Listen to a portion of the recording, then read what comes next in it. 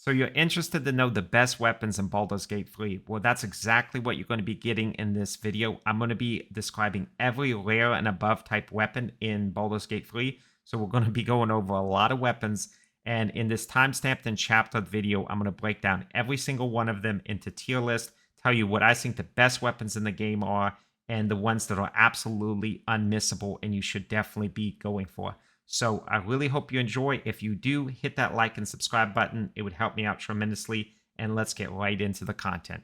So the very first weapon we're going to be talking about is the Thermodynamo Axe. So this is a rare axe that does 1 to 10 damage. It does 1d10 slashing, 1d8 slashing damage, and it has a weapon enchantment of +1. Whenever you deal damage with the weapon, you get 2 turns of heat. What do I think about this weapon, and where would I put it in the tier list? First thing I want to say, visual design-wise, this looks like it's right out of Skyrim. It is a beautiful, beautiful axe. I really think they did an amazing job visually. However, you get this early in Act 2 from Daemon in the Last Light Inn. I don't think the damage is that great, to be honest. 1 to 10 damage, just not that great. Heat is not that great of an ability. It really isn't probably worth the cost at 434 gold. I just would pass on it. I think it's like a B tier weapon and not that fantastic. But visually, beautiful. If you have a fighter, if you have a barbarian, maybe lock it for a very small part of Act 2, but then exchange it for a better option that we're going to be talking about. The next one we're going to be going to is the Shadow Lantern. Now, this does 0 to 5 damage. It does a 1d6 and a 1d4 -1 bludgeoning. The only reason that you're going to get this weapon, to be completely frank with you, is that it has a level 6 necromancy spell, Conjure Shadow Lantern Wraith. The thing is, guys, it isn't worth it. It isn't worth it. The damage is super, super bad. This, you're getting into late Act 2, so to do 0 to 5 damage, you're not going to really be equipping this on any character. It's just very, very unrealistic that you would be using this. And I don't think that this lantern is that strong. And I would highly recommend you give this lantern a hard pass. This is a beautifully designed weapon. It looks very much like the lantern that you get basically to guide you through the Shadowlands. And, that has a pixie inside. So design-wise, beautiful. But in terms of stats, trash. And I would never recommend getting this, even though I do think the spell is quite strong. So now we're going to be going on to the Torch of Revocation. Now, this is the first weapon that I would highly recommend. I think this gets either a high A tier or low S tier. Torch of Revocation, what does it do? It's a very rare club-style weapon that is 1d4 +6 bludgeoning, 1d4 necrotic, and 1d4 fire. So you have 3 different actual damage types. You have a 1+ weapon enchantment, and it's burning. And it works basically like a club. So if you have a barbarian or fighter, I think this is an incredibly good weapon. The only problem is, and I'm going to be talking about this throughout the video, this is a weapon that you're getting in Act 3. I tend to put weapons that you get earlier in the game a little bit higher on the tier list. So when I'm rating them, I'm going to be giving them a bit of a preference, just because I feel that the more you can actually play with the weapon during the course of the game, the better it is. This is definitely an in-game weapon. It does do a lot of damage. It is a really, really cool weapon, but it doesn't really have any spells, which most of the legendary weapons do. So it's a middling tier class. I would say this is a strong A tier weapon, but it cannot get that S tier. It doesn't have any spells, and I do think there are weapons that are just better. And getting it in Act 3, you're getting this in the lower city, so by the time you're getting this, the game is already deep. You're deep into the game, so I can't really put it up in that highest tier list. Let's go on now to the Gleamdance Dagger. Now, this is a beautiful weapon, amazing visual design, 9 to 15 damage, 1d4 +7 piercing, 1d4 necrotic. It also has a glowing effect around it, so you basically have a light effect, which is amazing. You get a weapon enchantment +2, and an offhand, when you wield this in the offhand, you get a 1+ bonus to armor class. So it's almost acting like a shield or a parrying dagger. Incredibly good, can be thrown. If you're playing as a rogue, Beautiful, incredible dagger. Incredibly good. This is an Act 3, so that's something. You're getting this from Fallen and Stone Lord's camp. Because of that, Act 3, I would say it makes high A tier. I can't put it in the S tier specifically for that. I think if it was a little bit earlier in the game, it would definitely be in that S tier. Beautiful dagger, really like it. But just stat-wise, when you get it, there probably are better options. So now we're going to go on to the Stillmaker. The Stillmaker is very similar to what we've seen just above. 8 to the 11 damage, 1d4 plus 7 piercing, weapon enchantment plus 2, but you do get a Hold Person level 3 enchantment spell. Hold Person is actually a very, very good spell, so we'll give it that. And also, I think in terms of visual design, having this like necromancy, like skull, and then the beautiful jade dagger, it looks like something out of like ancient China. Incredibly cool. I think visual design-wise, guys, they knocked it out of the park with this Stillmaker. Have to give this S tier. It is an Act 3. You get this in Secret Caves in the basement below the Open Palms Temple in Wyrm's Crossing. So this is late in the game, and that's the only thing I would say.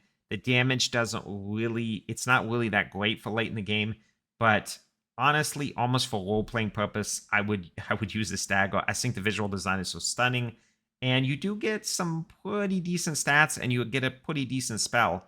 So, you know, low S tier, high A tier is where I would put this. You can also throw it, so that's, you know, a small benefit. Let's go to this. Now, the Sussur Dagger. The Sussur Dagger. Now, the Sussur Dagger is going to get the S tier. I'm going to tell you why. It does 7 to 10 damage. Seems like it's not really remarkable. 1d4 plus 4 piercing, plus 2 acid. But the thing is, it silences targets on hit. This is really potent, and you can get this in Act 1 by completing the Masterwork weapon. So for when you can get it in the game, the Sussur Dagger is just stupidly strong, right? So you get the Sussur Fly, you complete the Masterwork weapon. Just like the Sussur Fly, it basically cancels magic. So just silences target on hit. Too good, guys. Too good. S tier dagger for sure. If you're rocking a rogue, or let's say like a ranger or something, and you want to have a melee weapon, really incredible pick, especially for the early to mid game. Sussur Dagger would definitely be one of my top choices. I think it's an incredible weapon. Now we're going to go on to the Corrosive Flail. Now, I love this flail specifically on Shadowheart. It's a 6 to 13 damage weapon, 1d8 plus 5 bludgeoning. The weapon enchantment is plus 1, and when you put it in your main hand, you get tenacity, so when you miss an attack, you deal 4 bludgeoning damage anyway. Really great option for Shadowheart. I think, honestly, if you put a shield on our offhand, you have this in our main hand. For a cleric weapon, this is incredible. I put it on Shadowheart almost every single time I play. I really love it. I think visually, just this kind of mace flail style weapon, beautiful, guys. Looks like something out of medieval Europe. I'm just in love with this weapon. I put it in S tier. It doesn't deserve S tier, but it's going in S tier anyway, just because I think of how it does have decent stats. You can get it very early on, so you get this from Dare of Bone Cloak, so the lady that's actually trying to save her husband in the Underdark. So you can get this really early in the game, and I think that's another real big benefit. So definitely get this, put it on Shadowheart, or put it on your own cleric. Great weapon, love it. All right, let's go now to the Defender's Flail. So the Defender's Flail is a little bit, I would say, worse in most ways. So you get 3 to 10 damage, 1d8 bludgeoning, plus 2 acid. So it's kind of similar. Weapon enchantment plus 1. Weapon armor class is plus 1. And you get tenacity, but you only deal 1 bludgeoning damage in the tenacity. Now that can, stat-wise, that actually does change too on your character. So I want to say that. So take these stats with a little bit of a grain of salt, because it will change a little bit depending on your own stats. This is a good flail. I don't think it's as good as the flail above, so I personally do prefer the Corrosive Flail over the Defender's Flail. You're going to get this in the Kresh, so in the Githyanki Kresh. So this is like late Act 1, and it's kind of a missable area because I feel like more people will go into the Underdark. So, you know, your mileage may vary on this one. I'm going to put it in like high B tier, low A tier. I think it doesn't look as good, and I think still the Corrosive Flail is better stat-wise. So personally, I would pass up on the Defender's Flail. I don't think there's that much going for it. Now, this is an interesting one, the Shattered Flail. This is the one that you get from looted from Fiend. So that's like the big like gnome style enemy that's actually trying to attack Ollie and Lugan. So this is in the Cave and Riven Road where you get the Iron Flask. You can basically kill the big the Knoll, I believe he is, that is attacking the two men in the cave, and you can get this flail. Is it good? Not great. 4 to 9 damage, 1d6 plus 1 bludgeoning, plus 2 acid. Weapon enchantment, plus 2, so that is kind of nice. Yulhol's Gift. Hitting an enemy with this weapon heals the healer for 1 to 6 hit points, but they go mad if they don't continue hitting an enemy each turn. So on the surface, when you start hearing this, you're like, oh my god, it heals when you hit something. Sounds fantastic. But then you actually, if you don't hit for 1 turn, you get a negative status effect. So because of that, it's just not as good as it could be. I have used this. I do like it on Shadowheart. I don't know what it is, but I really love flails on Shadowheart. But it isn't the best. I would put it in like maybe below B tier.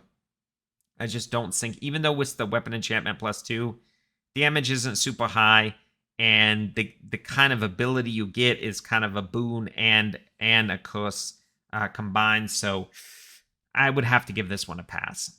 So now we're going to go on to Sorrow. Now this is the first Glaive type weapon. Beautiful Glaive.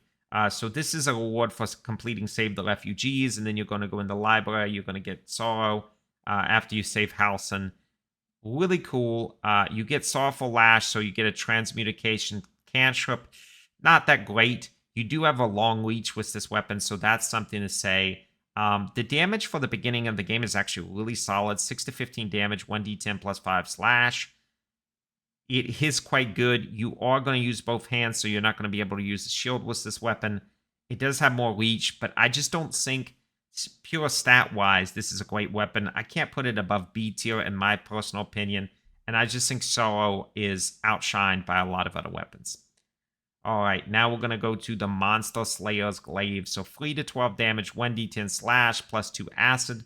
Monster Slayer. This weapon deals an additional 1d4 damage against monstrosity-type foes. How many times do you fight monstrosity-type foes? Refined Vaulting, so you can basically use this to, like, jump more. Distance is increased by 1.5 meters if you're jumping.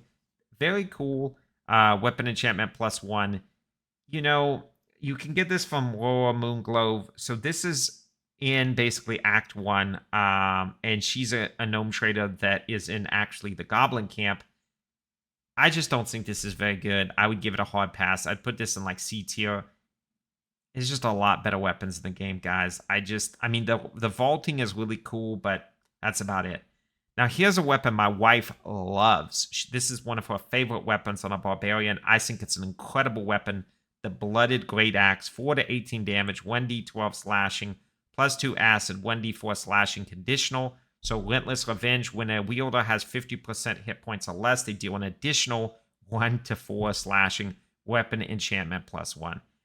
If you're running a Barbarian in the early game, you can get this in the Goblin Camp. So you're getting this in Act 1. Amazing damage for Act 1.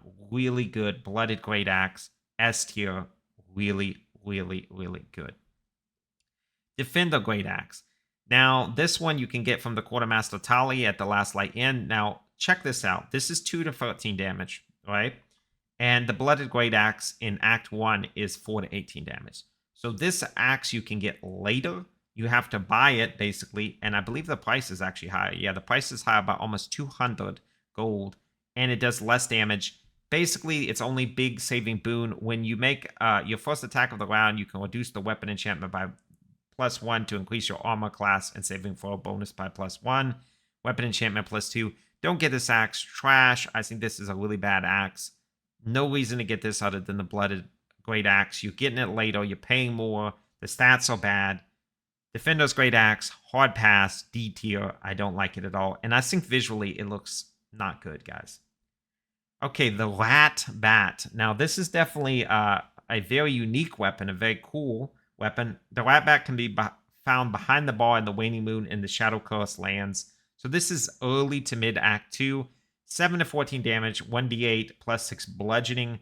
Ratcatcher is its ability. Attack rolls against Beast have advantage. You do fight Beast a decent amount in the game. Weapon enchantment +1.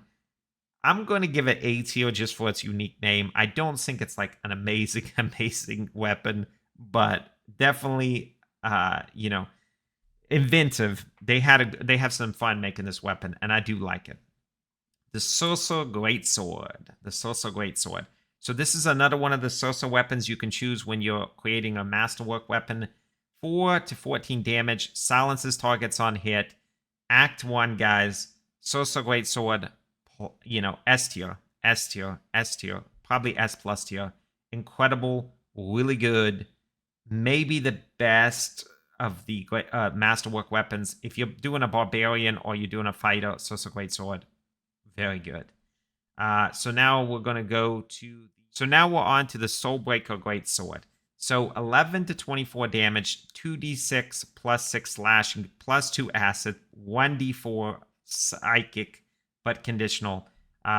Gift 1 psionic weapon. When wielded by Gift Yankee, this weapon deals an additional 1 for psychic damage. So really, you need to actually create a custom character or use Lizelle to make this weapon work. But if one of those two conditions are actually the truth, then this is an amazing weapon, incredibly good. This is like late Act 1, very, very late Act 1. But you also get seldom caught unawares. You get a 2+2 initiative rolls. Guys, if you're playing as a Gift Yankee, this is an amazing weapon. S tier, easily. The only thing is, I would say it's very conditional. You have to have a Gift Yankee, so that means, are you going to put this on Lizelle always, or are you rolling a Gift Yankee? So because of that, it's more conditional than other weapons. So I can't put it quite as high. It's more niche. Beautifully designed too. Look at this thing. It's just incredibly good looking. But yeah, let's move on. So now we go on to the Halberd of Vigilance. Now, this is a great damaging weapon. Very rare weapon. 9 to 21. 1d10 plus 7 slash. 1d4 force. You get Sentinel, so gain a 1+ bonus to initiative rolls and advantage on perceptive ability checks. Adronite Reflex. When you attack roll as a reaction, you make it with advantage. Weapon enchantment +2. Incredibly good.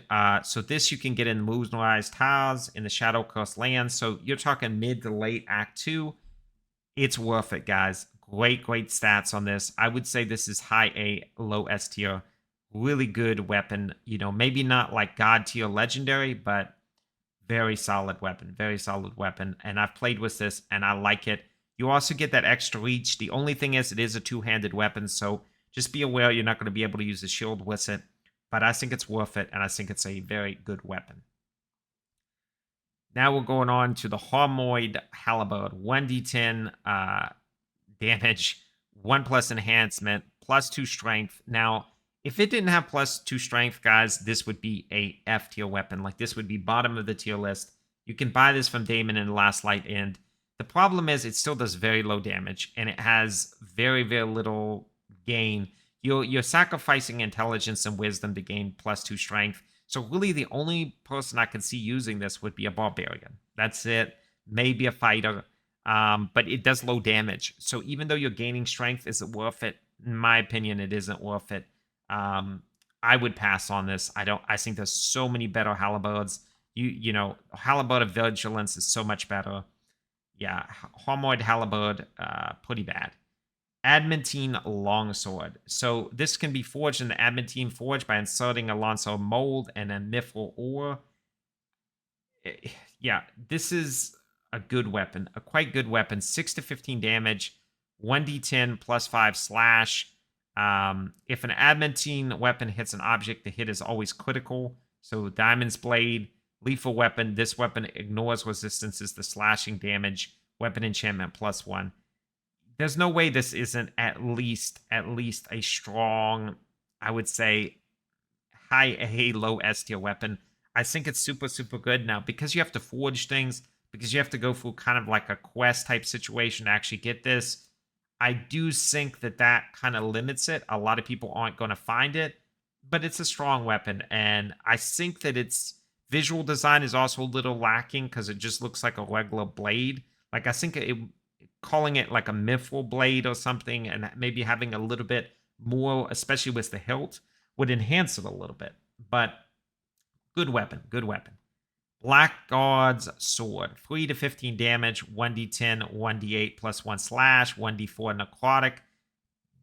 Dazing Smite. On hit, infused with one of your smite, the target must succeed a constitution save throw or become dazed. So this is obviously meant for paladins. Weapon enchantment +2. Act 3, you know, you have to get this in Act 3, guys. And it does 3 to 15 damage.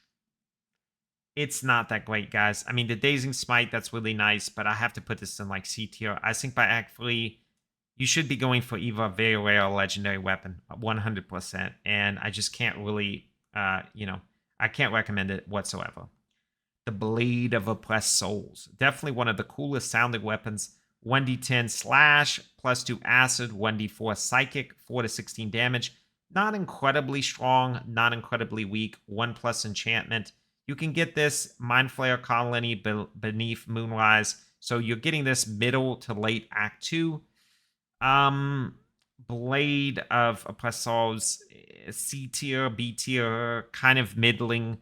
I think it just lacks damage. I don't think it's super, super great. The Cruel Sting, 4 to 18 damage, 1d10 slash, +2 acid, 1d6 psychic. Sting the Helpless. A Drow Elf wields this weapon, deals an additional 1 to 4 damage against restrained targets. So ensnaring strands. So it's got a conjuration spell, and if you know, there's too many conditionals here, guys. You need to be playing a Drow. The opponent needs to be restrained. You need to cast the spell. Way too many conditionals. The Cruel Sting, even though this kind of harkens back, it really has a sound like Bilbo or something, like Lord of the Ringsy. I think it's too many conditionals. I would not recommend this. I think it's just not great. It's middle of Act 2. It's in the Shadowlands. Yeah, it's not great. It's not great, guys. Duke Ravengard Sword. So this is the sword of Will's father. Very, very cool. Bad damage. 1 to 10 damage. 1d10 slash. When you kill an enemy, allies within 9 meters gain temporary hit points equal to your charisma modifier -1. Weapon enchantment +1. Commander strike class actions. Charisma +2. This is a great weapon, obviously, to give Will. It's very obvious that Will is the one who's supposed to have this. It is quite good because of its abilities, even though the damage is kind of dog trash, to be honest. Just the abilities alone does, you know, it's really good. Give this to Will. It's his dad's sword. He should have it. It's pretty good. High A tier. Latherian's Wrath. So 7 to 16 damage, 1d10 slash, 1d10 actually +4 slash, and +2 acid, weapon enchantment +1. It's super bare bones, guys. Look at this sword. It doesn't have that much unique about it. The design, I think they just wrote it in, guys. They must have been like, have a hangover the night before or something. C tier. Bad. I can't really ever recommend this. One that I've used quite a bit, the Phalar Aluve. So this is the sword that kind of, what is it called? Like kind of like King Arthur that you're pulling out of a stone. Yeah, so Underdark sword in the stone. It's really, really, really, really cool. I think it's beautiful. 7 to 14 damage, 1d10 +4 slash, +2 acid, weapon enchantment +1, performance +1, and you get this melody class action. I think this is a really, really cool weapon, and I really, really like it. So you can basically, the melody, you can either have the shriek or you can have the sing. Both of them are quite cool abilities. I would really recommend this in the Underdark. I would absolutely recommend going for this. I've used this multiple times. I think it's S tier for the phase of the game that you get it in, which is Act 1. Really beautiful, beautiful sword. Highly recommended. Sword of the Emperor. So this is an Act 3 weapon. Looks really cool. 8 to 17 damage. Not amazing, not terrible. Shapeshifter Slayer. The weapon deals an additional 1d4 damage against shapeshifters. Not super useful. Magic durability. The wielder has +2 bonus to saving throws against spells. That's kind of nice. Weapon enchantment +2. Because of how late you get this, guys, you know, it's cool roleplay weapon, but truly it's pretty trash given how late you get it in the game. I would not recommend Sword of the Emperor whatsoever. I think it's like a C tier weapon. C or D tier weapon. Not good, not good, not good. The Adamantine Mace. So this one, Diamond's Bane. If a Diamond's Bane weapon hits an object, the hit is always critical. We go back to the critical hits. That's good. The sword variant of this is better, in my opinion. 3 to 8 damage, 1d6 bludgeoning, plus 2 acid. Weapon enchantment, plus 1. I just think the Adamantine sword is better than the mace. So I'm going to give this like C tier. Not great. But all the Adamantine weapons can't really be that bad either. It's just, why would you choose this instead of the sword? I guess if you just really want to rock a mace. But it looks okay. It's nothing special. Okay, guys. Our first legendary weapon. The Blood of Lathander. The Blood of Lathander. Amazing, amazing weapon. So over once per long rest, your hit points, once per long rest, when your hit points are reduced to 0, you regain 2 to 12 hit points. Allies within 9 meters also gain 1 to 6 hit points. Guys, this is an Act 1 weapon. This is in the S++ tier. This is one of the best weapons in the game. In pretty much all situations, you should be getting this weapon. It is incredibly, incredibly, incredibly good. You're getting 1d6 plus 2 bludgeoning, plus 2 acid, and 1d4 radiant. I mean, you shed Holy Light into radius. You have weapon enchantment plus 3. You have a level 6 evocation spell. This is stupid how good this weapon is. S++++ tier. I cannot emphasize this enough. Blood of Lathander, one of the best weapons in the game. You should always be getting it. Really amazing. And very easy to miss because the Rosamount Monastery where you're getting this weapon, a lot of people don't go. They go the Underdark weapon, Underdark method to actually progress into Act 2. They miss that part of Act 1. So what I would recommend is going into Underdark and then going the Overland route and going through the Monastery because you want to get this weapon. It's super good. Okay. Corpsegrinder. 10 to 23 damage. So we're having a pretty high damage weapon. 2d6 plus 7 bludgeoning, 1d4 thunder, weapon enchantment plus 2. Tenacity, you can deal up to 5 bludgeoning damage if you miss a strike. Really strong. I would say probably an A tier weapon. Beautiful weapon. I think the visual design is really cool. How it's glowing. Really a cool looking mace. Even the handle of the mace is beautiful. I think it's really cool. A tier weapon, I think, could be better, but probably still one of the best, like maybe 25-30 weapons in the game. If it was legendary, it would probably be an S tier weapon. I think the visual design is incredible. The only bad thing about this, you are getting in an Act 3. So Keros and the Stone Lord's camp, this is late enough that it does hold the weapon back, but it still does very good damage even for the end game. All right, we have a very rare mace/flail. I believe I guess it's actually a Morning Star, so it's between a mace and a flail. The Sacred Star, very rare, 9 to 19 damage, 1d8 plus 7 piercing, 1d4 radiant. Radiant strike on hit, inflict 1 turn of radiant orb upon the target. Sanctified weapon, undead creatures struck by this weapon are possibly turned. There are some places in the game that you will be fighting a decent amount of undead. I believe this weapon is gorgeous. I'm going to put it in very high A tier, low S tier. This is an Act 3 weapon, so you have to get this from the Vicar at the Tabernacle in the lower city. So you're getting this late in the game, but it's a beautiful weapon. It has good stats. High A, low S tier. Really cool weapon. Really cool weapon.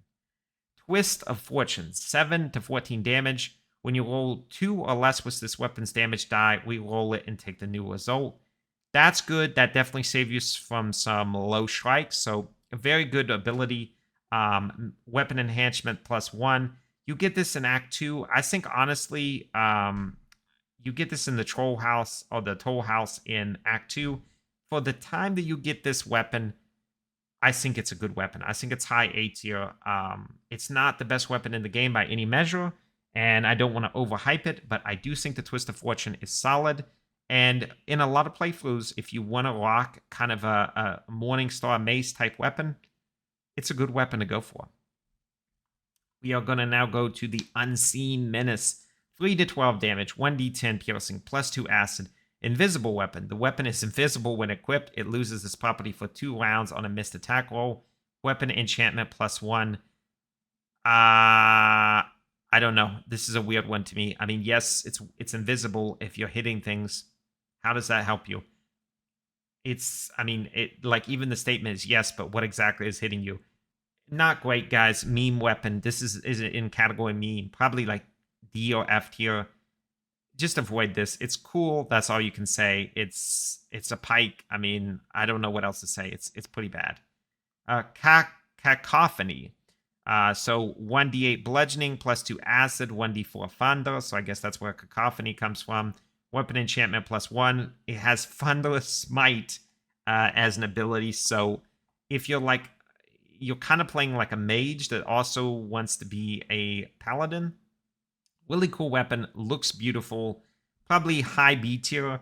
I don't think this weapon's incredible by any measure. It is an Act 1, so you can purchase this from Lady Esther.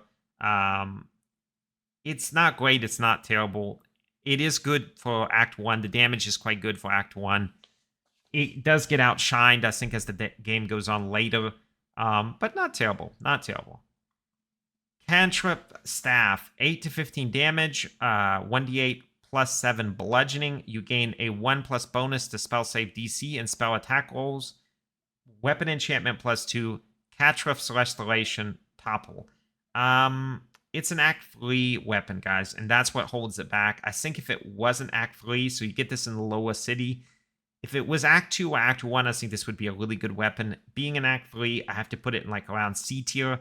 I just think that it doesn't hold up for Act 3. There's so many better weapons. So yeah, I would pass on this weapon personally. Despair of Antafalca. So this looks like something like a Native American like tomahawk weapon or something. Visually, this looks incredible. I wish the stats would live up to it. Despair of Anafaka or whatever that name is. I have a hard time pronouncing. Holy, it is a cool looking weapon. 1d8 +1 bludgeoning, 2 to 9 damage. Trash, guys. Pretty trash. You gain a 1+ bonus to spell save DC and spell attack rolls. Weapon enchantment +2. Guys, if it had different stats, I would rock this almost every game. I think the visual design is incredible. But the problem is the quarterstaff, it is so dog trash in terms of stats. I have to put it maybe C tier. And C tier only for looks. If not, it would be like F tier. It would be basically one of the worst staffs in the game. Beautiful, but I don't know what they were thinking stats-wise. The Gold Wyrmling Staff. So 4 to 14 damage, 1d8 bludgeoning +2 acid, plus 1d4 fire. You get a firebolt cantrip, so you get an additional, I mean, the problem is you're going to have firebolt all the time, guys. And cantrips, it's not even like a spell slot. So you can get this in Act 1, Lower Moon Globe at the Goblin Camp. It's not good, guys. It's not good. It's okay, I guess, for Act 1. I'll give it a pass because it's early in the game. But C tier. The Harper Sacredstriker. So a very interesting sounding weapon. Definitely the staff, quite cool. 7 to 14 damage. 1d8 +6 bludgeoning. Weapon enchantment +1. Spiritual weapon, so a level 6 evocation spell. And you can get this in Act 3. So if it wasn't for Act 3, I think this would be an incredible weapon. Obviously, you probably couldn't cast a level 6 spell if you weren't in Act 3. So I guess there's a little bit of that going on. It's beautiful. It's really cool. You can purchase this from Larethian's Projection at the Sorcerer's Sundays in the lower city. So you're getting this late in the game, guys. 7 to 14 damage. Spiritual weapon. It is a good staff. I'll put it in high A tier. Hollow Staff. 2 to 12 damage. Wielding with both hands. You get bludgeoning damage and a 1d8 necrotic. So I always think of like those shamans, and they have the staff in both hands and they're like shaking it in their hands or whatever. Arms of Hadar, level 1 conjuration. It's an Act 3. It's an Act 3 weapon, guys. Let's think about this for a minute. Act 3 weapon. You're getting a level 1 conjuration spell. What a dog trash weapon. This is like a D tier weapon. Don't ever get the Hollow Staff. Total trash. I mean, you get creatures at disadvantage on saving throws against your necromancy spells, but Is it worth it? Hell no, it isn't worth it. It's terrible. Incandescent Staff. Very rare staff. Now, I actually got this in my latest playthrough and been playing around with it. Grants resistance to fire damage, range spell attack +1, firebolt, fireball, topple. This is definitely, guys, definitely. You can get this in Act 2, so this is at Quartermaster Tally, Last Light In. It's very expensive for that point in the game. It's like almost 1,200 gold. But the thing is about this, you basically get a free fireball spell, which at this time that you get this, you're probably only going to have like 2 level 3 spells slots unlocked. So just getting an extra fireball, this is definitely worth it. Incandescent Staff, S tier, really solid weapon. Really like the Incandescent Staff. The Markoheshkir, the legendary staff. Now, obviously, guys, it's a legendary staff. It's going to be one of the best in the game. So let's take a look at the stats for this. 8 to 15 damage, 1d8 +7 bludgeoning, arcane enchantment. You gain a 1+ bonus to spell save DC and spell attack rolls. Arcane battery alleviates the arcane burden of spellcasting with the power of the staff. The next spell you cast doesn't cost a spell slot, so you can get an extra spell slot. Weapon enchantment +2. Carisha's favor, you get a level 4 evocation spell. Obviously, guys, this is the legendary staff. If you're playing a mage, you're going to want to go for this. S tier, S+ tier. Kind of, goes without saying. It's the legendary version of a staff. I wish there was more legendary weapons, because I think actually in terms of looks, this isn't the best looking staff in the game, in my opinion. But in terms of stats, this is a god tier staff. It's really, really good. You can find this in Ramazir's Tower. So this is going to be in Act 3 from Sorcerer's Sundeers. So this is really late in the game. That's another problem with it. You can't get it early. So, your mileage may vary. By that point, you're probably quite strong anyway. But is it worth getting? Yes, it absolutely is. The Mourning Frost. So this is a Act 1 weapon. Yeah, so quite cool. Very rare weapon. 4 to 14 damage, 1d8 bludgeoning, +2 acid, 1d4 cold. When dealing cold damage, the wielder deals an additional 1 cold damage. So if you are speccing your wizard into a lot of cold-based spells, this could be quite good. You do get a Ray of Frost evocation, but you probably already will have that. Weapon enchantment +1. Because you can get this in Act 1 from 3 different places, I think Ray of Frost, the Mourning Frost is a decent weapon. I think it's an A tier weapon. It's not the best in the game by any measure, but I do like it, and I think visually it looks really cool. It looks like something that would come out of Skyrim, in my opinion. Okay, now we're going on to the Staff of Cherished Necromancy. So probably one of the best Necromancy staffs in the game. 3 to 13 damage, 1d8 bludgeoning, 1d4 necrotic. Heightened Necromancy creatures have disadvantage on saving throws against your Necromancy spells, so quite good there. Life Essence Harvest. When a wielder kills a hostile creature with a spell, they greedily absorb its energy and gain Life Essence until the next long rest. Life Weapon Enchantment +2. If you're going for a Necromancy build, probably one of the best staffs in the game to get. Really, really good. This is an Act 3, so you get this from Philgrave's Mansion in Act 3, so quite late. That's the negative about it, but visually amazing.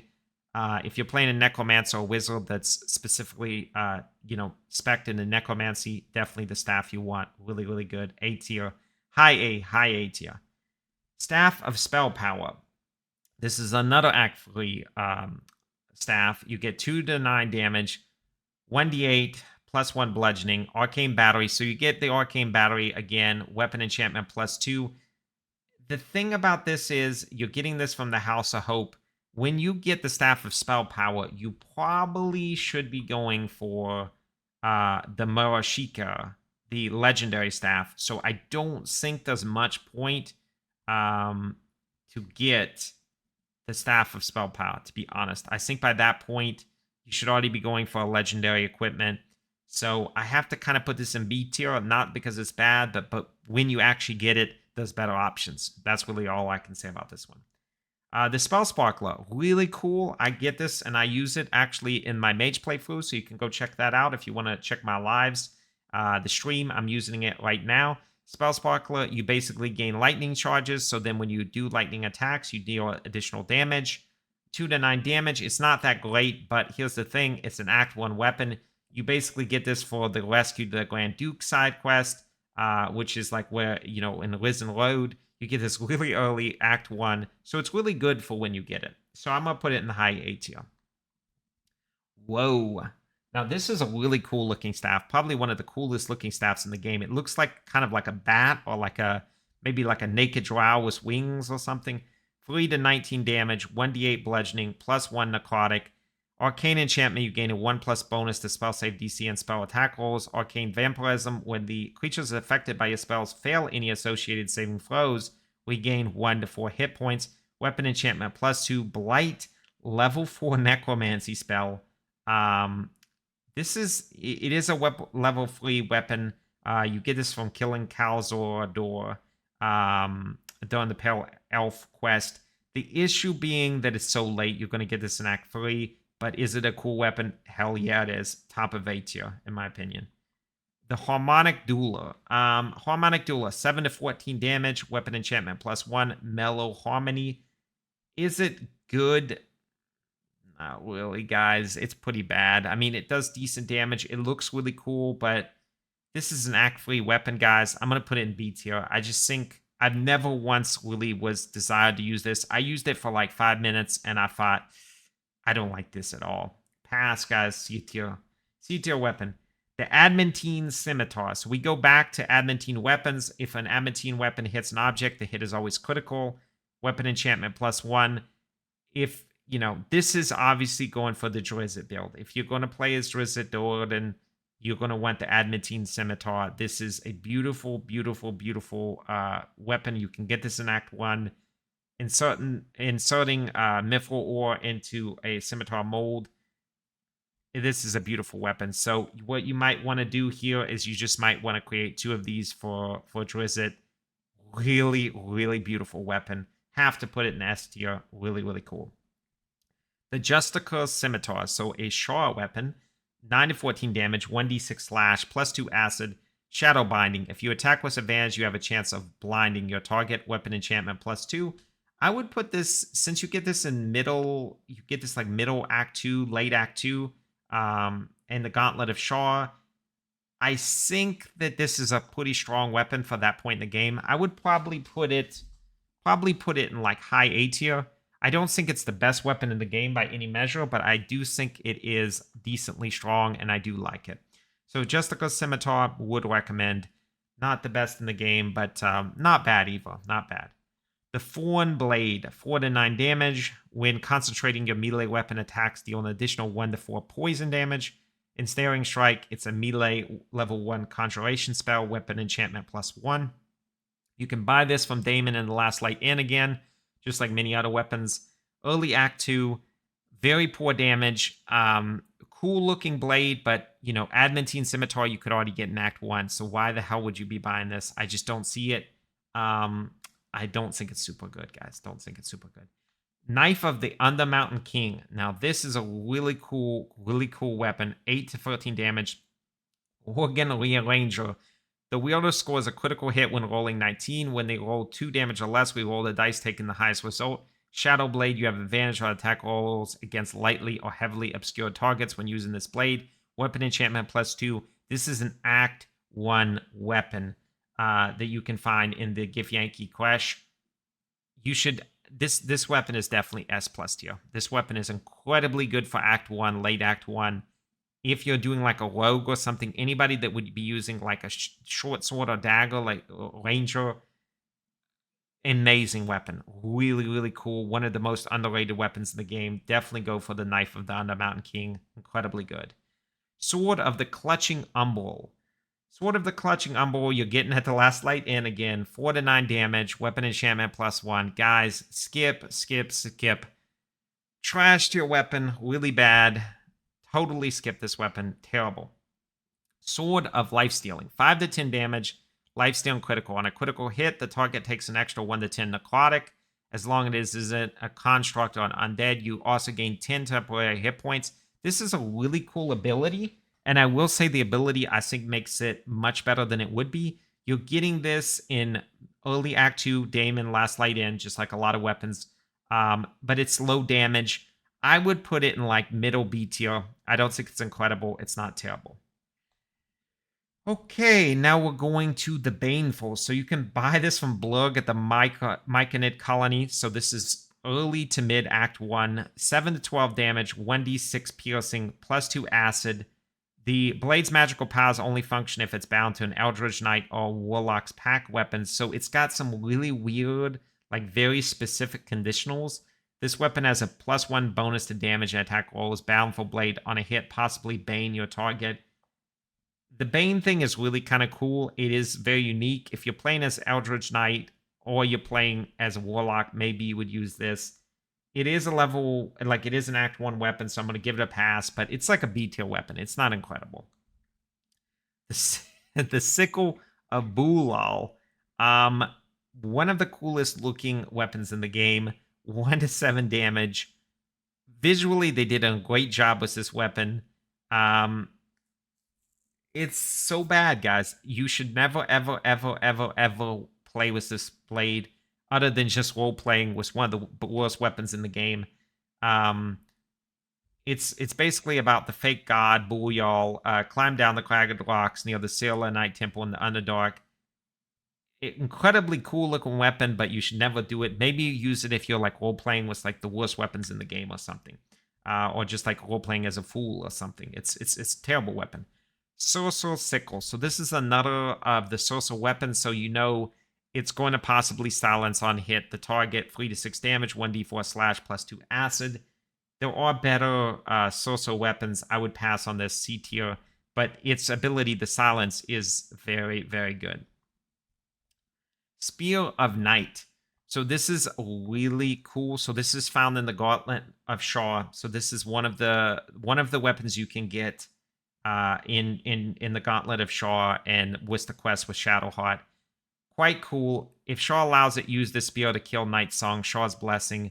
3 to 10 damage, +2 piercing. So this, you're going to have the Spear of Night and then basically do Shadowheart's quest. It's quite good, and you know the weapon is very important to the story. So I'll give it an additional kind of bump it up for that because it's so important to the story. So yeah, Spear Knight in the A tier, but you know it's not amazing or anything. The Nifl Nolna. Now this one I don't even know how to pronounce. I don't know what's going on. I don't know. The Nyrul Nolna. Incredible weapon. Another legendary weapon.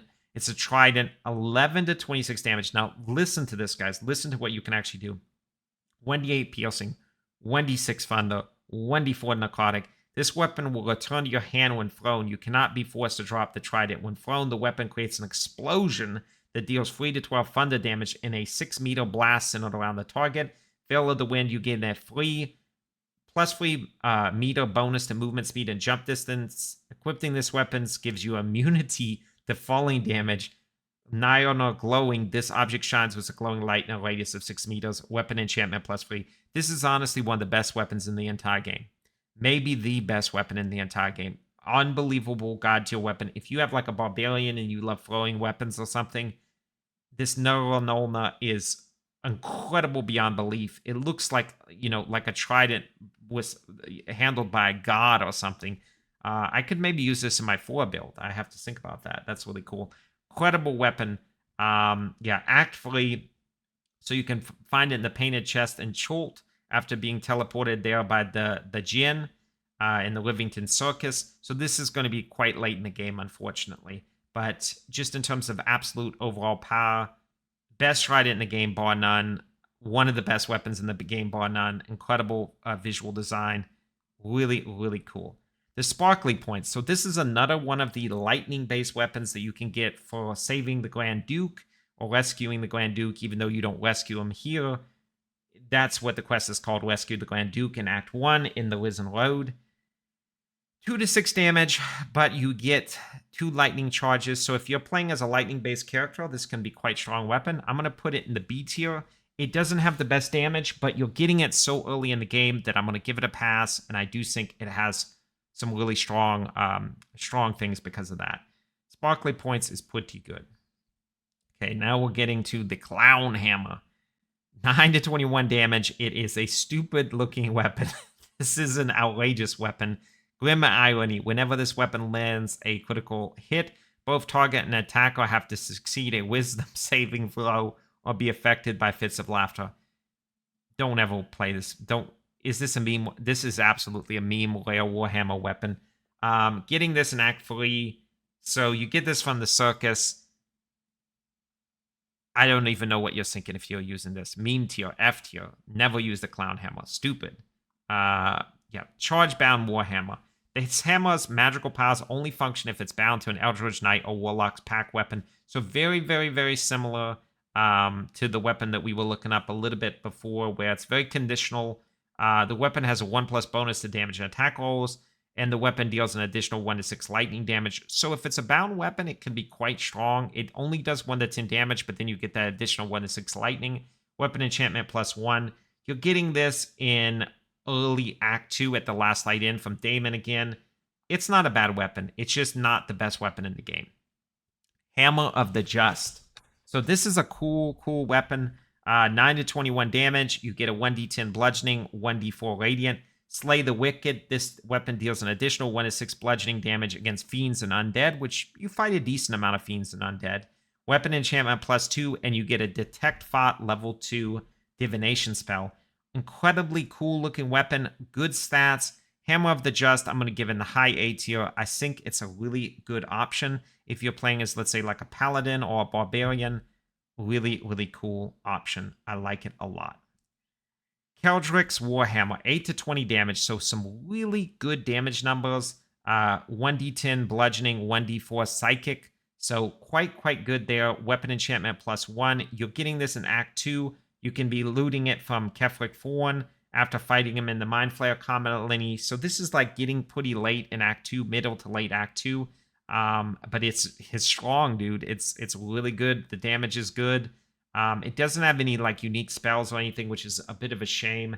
But Kefric's Warhammer, really, really nice. Now we're going on to the ranged weapons. Hellfire Hand Crossbow. So 9 to 14 damage, 1d6 piercing, 2 acid. Hellstalker, possibly inflict burning when hitting a creature with this weapon while hiding invisible. So this is obviously meant for rangers or rogues, 100%. And you get a level 3 evocation, Scorching Ray. Scorching Ray is already one of the best early game spells in the game. Weapon enchantment +2. This is an incredibly good crossbow. I really, really think this is good. You can get this from Yulgirl in the Gauntlet of Shaw, so you're getting this in late Act 2. It's a really good weapon, even from when you're getting in the game. I wish you did get this a bit earlier, but this is very, very solid. Herald, 4 to 13 damage. Heraldish Doom. When you deal damage to a target with a ranged weapon, it must succeed a charisma saving throw or be bane for 2 turns. That's a great ability, guys. That's very, very nice. Weapon enchantment +1. You can get this in Act 1. Is awarded by Zerals for completing Find the Missing Shipment, which involves delivering a chest unopened that you find on the east side of Riverston Road. This is quite good, guys. It's kind of difficult to get because you're probably not going to go to the cave and get the chest and then deliver the chest. But if you do, and if you do have heavy crossbow proficiency, it's a good weapon, and it's a beautifully designed weapon. I think they did a very good job art-wise style. Really strong Act 1 weapon. Giant Breaker, 7 to 16 damage, 1d10 +4 piercing, +2 acid, weapon enchantment +1. Heavy hitter, your weapon hits hard enough to send your target reeling for 2 turns. That's a really, really cool ability. It looks something out of like Nordic mythology. I think that the design is absolutely gorgeous. You're getting this from Act 1, so you can get it from Bream and the Zenorum Outpost. If you get this in Act 1, this can be a really strong option. If you're big into heavy crossbows, it's great, guys. This is one of the best heavy crossbows in the game, in my opinion, especially for when you're getting it, which is so early in Act 1. Yeah, really, really cool. Longbows, the Jolt Shooter. This is another one of the weapons that you can pick when you do the Rescue the Grand Duke quest. We've already talked about that. 6 to 13 damage. Wielder deals damage. You gain 2 lightning charges, 1d8 +3 piercing, +2 acid. Really great weapon. I think in the A tier. Jolt Shooter, I've used it a lot. I use it on my 4 build, and I like it a lot. So yeah, solid A tier weapon. You get this early in Act 1. Quite nice, quite nice. Titan String Bow, 7 to 14 damage, 1d8 plus 4, piercing, plus 2 acid, weapon enchantment plus 1. Titan weapon. This weapon deals additional damage equal to your strength modifier. So if you have very high strength, like your barbarian, this could be a fantastic weapon. A fighter, this could be a fantastic weapon. You can see that the visual design, they just did a straight copy pasta from the Jolt Shooter. Giant Breaker can be quite good. Again, you purchase it from Bleem and the Zero Room Outpost. Very nice weapon. So now we're going on the short bows. Blight Bringer, 4 to 9 damage, 1d6 plus 3 piercing. Attacking gnomes or dwarves with this weapon receives a 1d4 bonus to attack and damage rolls. Play Decelerator. When this weapon lands a critical hit, it also slows the target creature. You're not going to fight dwarves that many times in the game, guys. Gnomes, I guess, a few times. It's not great, guys. And you're getting this in Act 3. This is a trash weapon for Act 3. I would say, honestly, I would put this in like D tier. I think this is a terrible weapon for the time in the game you're getting it. You really needed to get this way earlier for it to be viable. God, guys, this is a long tier list. My throat is getting dry. Dark Fire Short Bow. 5 to 10 damage, weapon enchantment plus 2, gains resistance to fire, gains resistance to cold. Haste, you get haste on this. If you didn't get haste, this would be an absolutely trash weapon. But because you get haste, you get weapon enchantment, you gain resistances, this is actually a really good weapon. You can get this from Daemon in the Last Light Inn. This is probably, if you're an archer, one of the best weapons to get in Act 2. I'm going to put it in S tier. I do think that getting haste so strong and gaining resistance to fire and cold from one weapon, it's really solid. It's really, really solid. So you probably thought we're near the hour mark, we'd be done, but we actually are not. There's still a few more weapons that I want to cover.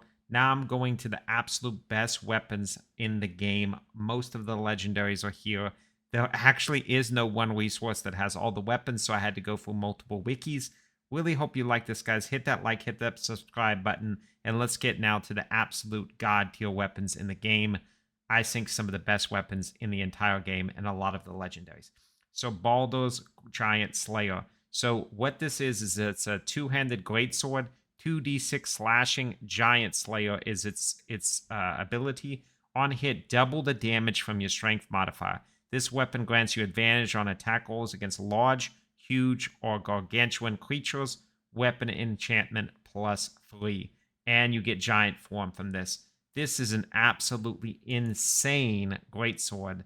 It looks beautiful. It's crazy good. This is an absolutely crazy greatsword. And to get this, you're going to need to go to Wyrm's Rock Fortress, enter Wyrm's Prison, and basically defeat Sussur. So this is a very, very late game weapon, but absolutely incredible, legendary greatsword. Now we're going to be going on to Blade of the First Blood.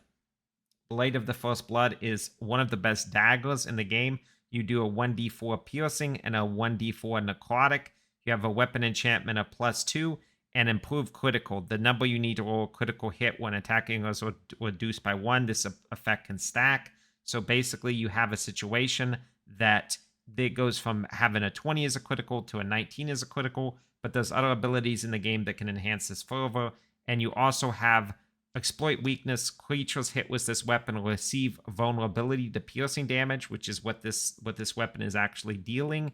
And in the offhand, you have True Strike or Pose. When a creature misses you with a melee strike, you may retaliate and gain True Strike. Armor class -1, and it is a bound weapon. This is a really good weapon. I would put it a little bit below the Baldur's Greatsword. I would say this is maybe an A tier, where that previous weapon was in S tier. So yeah, I think this one's just one notch below that.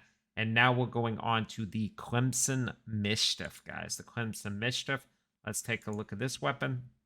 This is a legendary short sword. It does 1d6 plus 2 piercing. It does 1d4 necrotic, and it does 1d4 piercing as a conditional.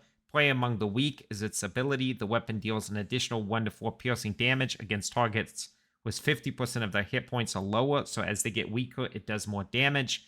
Weapon enchantment +2. Main hand only, you get Leadvein Savagery. When you make an attack with an advantage, the target takes an additional 7 piercing damage. So this is obviously made for rogues or assassin type characters. The Crimson Mischief is a disgustingly good weapon. Absolutely S tier without any question. And if you do it in the offhand, when you make an attack with your offhand, you can add your ability modifier to the damage of the attack. Incredibly good. This is when you meet Ornn in the Temple of Baal and kill her. So definitely very, very, very late game. Beautiful weapon. Gorgeous art. And yeah, just crazy, crazy good is the Crimson Mischief. We've got the Devotee's Mace now. Legendary Mace is one of the mace weapons. Here we go. It's got weapon enhancement +3. You got the healing incense aura, so it actually does healing basically in an aura. You can do concussive smash, backbreaker. It does 1d6 +3 bludgeoning and 1d8 radiant. Definitely, if you're like a cleric, I think this is probably the ultimate cleric weapon because of that healing aura. It is a beautiful weapon. I definitely think the Devotee's Mace is really, really solid and one of the best legendary maces you can get. Would highly recommend it. I think probably in tier-wise, it's probably right around the A tier. I don't think maybe this is an S tier weapon, but it's super, super good. And basically how you get this is you reach level 10 with a cleric, you get pick Divine Intervention on thy servant, and you can cast it. Now, the difficulty is, though, I believe this has a limited number of casts in the entire game. But you basically get a bound weapon, and it is a beautiful, beautiful weapon. Let's go now. So we're going to go to the Duelist Prerogative, which is the legendary Rapier. So this one does 1d8 piercing and 1d4 necrotic. It's got a weapon enchantment of +3. Elegant Duelist. While your offhand is empty, you score a critical hit when rolling a 19. So very similar to the dagger we had looked at earlier and Crimson Mischief. Moreover, you gain an additional reaction per turn. So this is definitely for those rangers out there, or perhaps a rogue or some multi-class build. Withering Cut. On a hit with a melee weapon, use your reaction to deal additional necrotic damage equal to your proficiency bonus. And it has 2 spells on it, the Challenge to Duel and Dueler's Enthusiasm. So maybe you would give this to Will. This is a beautiful, beautiful weapon.